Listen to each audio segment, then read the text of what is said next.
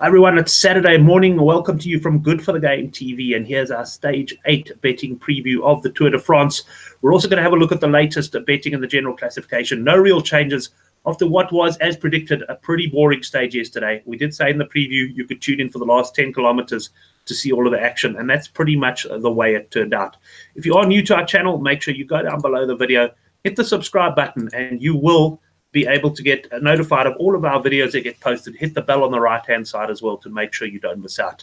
Let's just start with a look at yesterday's results. We had Groenewegen, Ewan, Sagan, Cabrelli, Philipsen, a bit of a surprise. His teammate Christoph didn't go too well in 10th. I had Christoph, of course, for a podium place. It was a fairly predictable sprint finish. I must say I didn't pick up when I did the preview that it did finish on a short, steep rise. The rise certainly wasn't long enough to stop any of the sprinters, but you could see at the end they were starting to flag quite badly as they came to the line. It would have been interesting if that had been another 150 to 200 meters, I can tell you. Well, anyway, from a betting perspective, yes, I was on Christoph podium, so no joy there. I know a lot of the guys, including Will Newton on Twitter, and a few of the guys on the Good for the Game forum were on Ewan, and he was very unlucky, just touched off by Groenewegen. But good for the Jumbo-Visma team. Groenewegen, he's recovered clearly from his crash in the opening stage, and they really have had a superb tour. I was very impressed with Wout van Aert yesterday, the way he drove on the front of that peloton for a few kilometers as well. Let's go and have a look at the outright betting. There has not been a lot of changes. I'm going to pop onto World Sports Betting here, and we have Geraint Thomas 11 to 10. Now, some of the bookmakers I do think have overreacted to Thomas at this point. I've seen as short as a sort of 5 to 6, 8 to 10. In fact, I've even seen some 7 to 10 about Thomas to win the tour. So good to see WSB here going at least odds against at 11 to 10. Bernal 7 to 2, Pinot 17 to 2, Fuchsland 14s. Hold on a second, I actually didn't notice this earlier. They've gone Quintana 25 to 1. I cannot understand this. I really think this tour is nicely set up for him. Yeah, I don't know. Maybe he hasn't shown us anything of late to make us believe he can do it. But I didn't actually pick this up before I did the preview that he'd gone 25 to 1. I have seen 17 to 1 and 20 to 1 elsewhere. So no real other changes in the GC because obviously yesterday not being a GC day. Today, well, let's go across to the profile there. I don't think we're going to see any GC action. Just pop to the actual profile of the stage. It's a really exciting, potentially exciting stage. And if this was written late in the tour, we might see some ambushes on that from a GC perspective. We've got lots of short, steep climbs. It's a really classic route. And yeah, I think what's going to happen today, and most people seem to be in agreement, including the bookmakers, is the break is going to go clear. And that break is going to stay clear. Not much action expected from the GC men. The interesting part will be the formation of the break. We've got a fairly flattish opening 40 kilometers. We've got a sprint after 33. I don't know that the sprint is going to be a big deal in that, if the green jersey race was wide open, we might see some of the sprinters teams try and keep things together. But quite frankly, Peter Sagan is going to cruise that jersey unless something goes wrong with him. So it'll be interesting to see though if the break goes clear early, or if there's a battle and perhaps the break only goes on the slopes of the first climb. So very worth watching. Well, I think this whole stage is worth watching, but certainly the first 40, 50 kilometers until the break is formed will be well worth watching.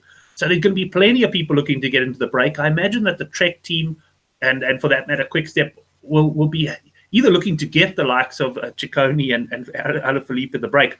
Alternatively, let a break go with guys that are far enough behind that are not going to challenge the yellow jersey, and that's good. So the formation of the break today is going to be very, very interesting indeed.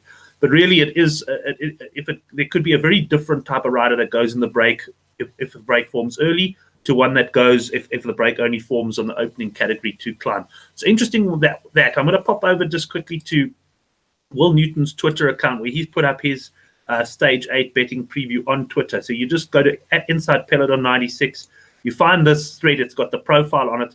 You click on it, and then he basically goes down step by step. He runs through all the climbs, the very detailed analysis of the stage, including things like a Google road map. So very well worth a read. He did conclude at the end that Schachmann and Benu were his fancied runners. I have to agree with him, but I am taking a bit of a different view on the stage and going for some long shots. Let's have a look then at the Stage 8 betting. I'm going to pop across to Hollywood here. I think I'm on the Stage 8 betting. Let's hope so. Yeah, we got a very open-looking betting here. We've got Alaphilippe at 8 to 1. I mean, Alaphilippe, if he's going to win, you'd have to think it would be from the break. Given that we convinced that the break is going to go clear. Will he be allowed to go into the break by the likes of Ineos? I mean, we've seen the bookmakers have clipped him to 22-1 in the outright. I think it's a crazy price. I don't think he's got any chance.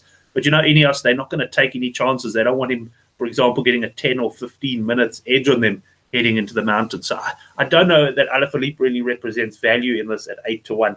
Peter Sagan, for me, also, I do prefer his teammate Schachmann at 8-1. I did see, I'm just popping onto WSB to have a look at their stage 8 winner betting.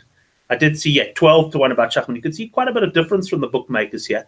And in fact, let's stay on here now because we've got a bigger price about Peter Sagan, 14-1, Benu 18-1, and anyone else of note? Bettiel. Well, Bettiel, this stage should suit him. I've been talking him up a bit. He's been a bit unlucky so far with punches and all the rest.